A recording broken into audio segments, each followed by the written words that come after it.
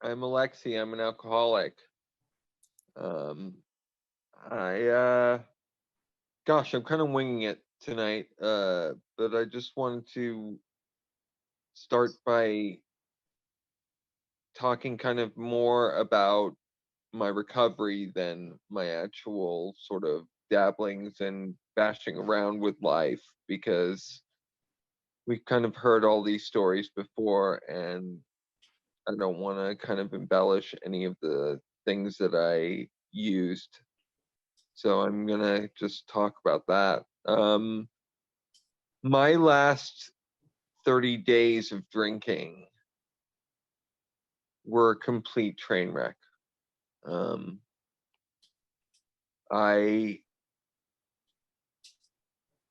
called my mother from a man's house I was living in Kernville trying to grow magic mushrooms, and I asked her to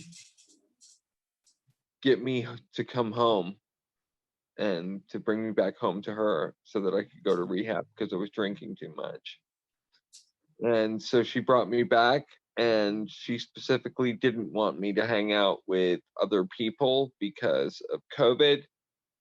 And there was a party going on at her apartment complex. And of course, I couldn't resist and went over and started drinking with them. And she came out and found me, and I got kicked out of the apartment and was on the streets.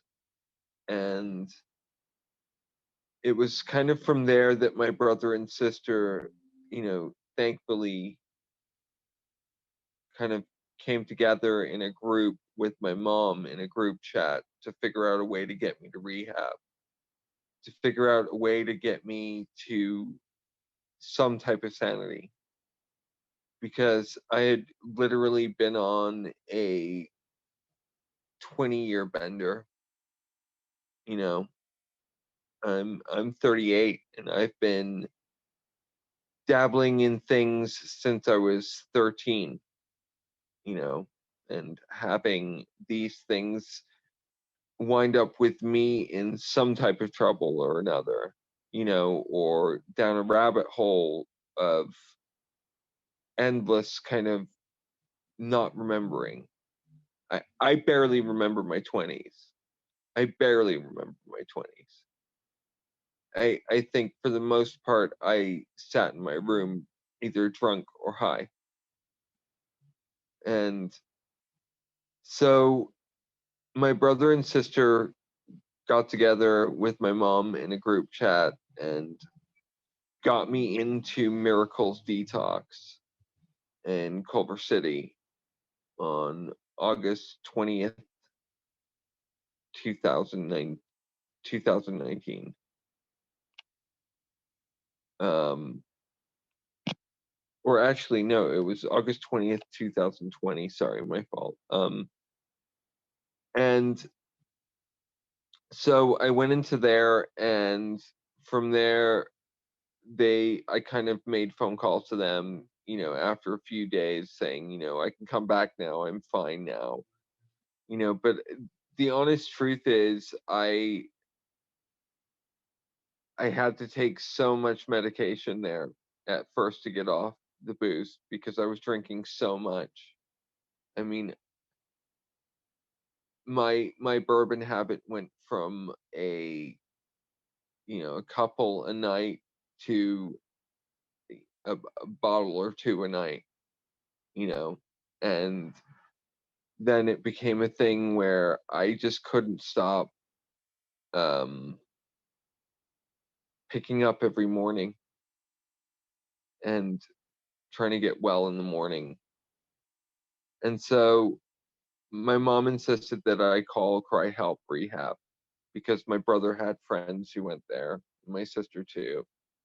And so I called Cry Help Rehab and in North Hollywood. And I went in that I think it was on the fifth day, so that was the 25th of that month. And I started a process of, you know, we had to go into quarantine and um, do 2 weeks of that first before we could even get into the program. So a lot of people dropped out before even getting down to the program. I stuck it out because I really didn't have an alternative. I've reached a point where either I get control of this or I don't, you know. It's kind of a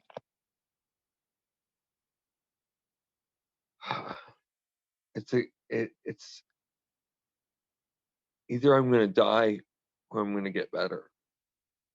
I don't have a choice. And I think that you kind of reach a point where you either want to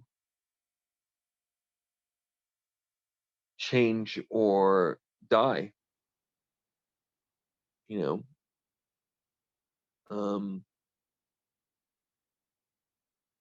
One of the things that really, really hit me hard was one of the things that's helped me most of all is I think that I need to seek out my recovery in the same way that I seek out getting drunk, with as much passion. I need to every day do the things that I need to do to stay clean. There's just there's no way with me to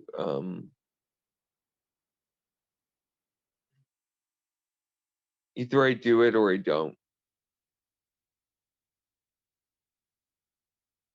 And it's a daily reprieve every day for me. And I practice the first three steps every day.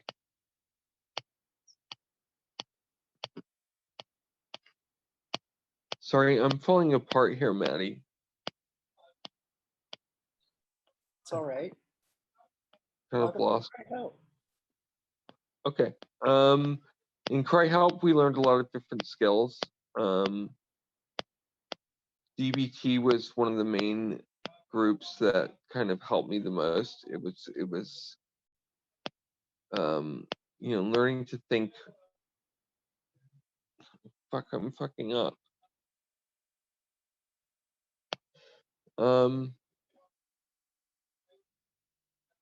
Like just learning to think differently. Like my head always tells me that like I shouldn't get up. I shouldn't go do the things that I need to do. And so you have to fight your mind constantly. I can't do this.